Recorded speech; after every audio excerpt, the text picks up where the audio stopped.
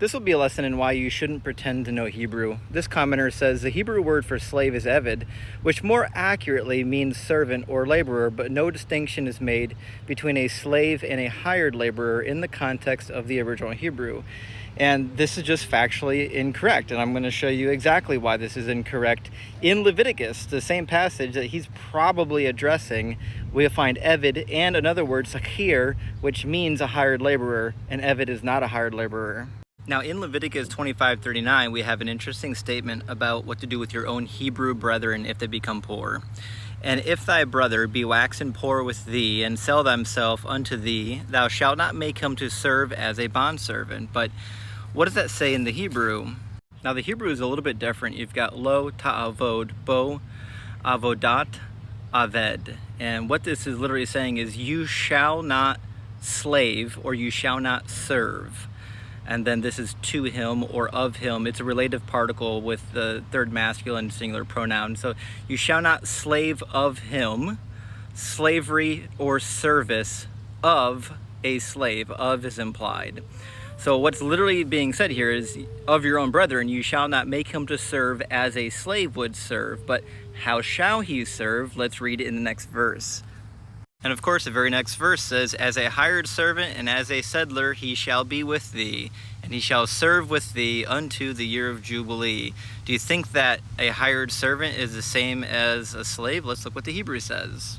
Now, the Hebrew is pretty simple. It's ki sakir ki toshav yehi, which it literally just means as a hired worker, as a sojourner or settler, he will be.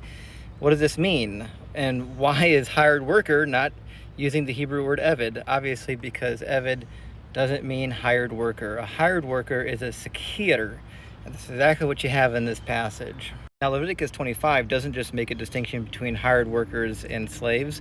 It also makes a distinction between foreigners and Hebrews. About the foreigners, it says, and as for your male and female slaves who you may have from the nations around you, from them you may buy male and female slaves. Moreover, you may buy the children of the strangers who dwell among you, and their families who are with you, which they begat in your land, and they shall become your property. You may take them as an inheritance for your children after you, to inherit them as a possession. They will be your permanent slaves. These are not hard workers.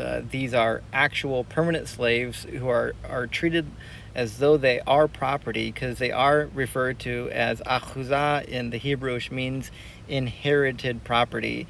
And when it says permanent slaves, it says olam, forever. They will be your slaves forever.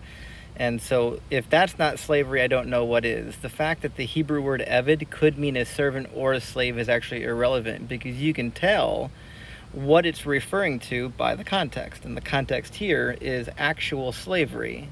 It doesn't matter what you think eved means. If it's an ambiguous phrase, if it could mean one of two different things, obviously you look at the context to see which one of those things it is. And now you'll find something very interesting in Leviticus 19:13. It says here, the wages of a hired servant shall not abide with thee all night until morning. And guess what? The person who's going to get paid, it's a sakir.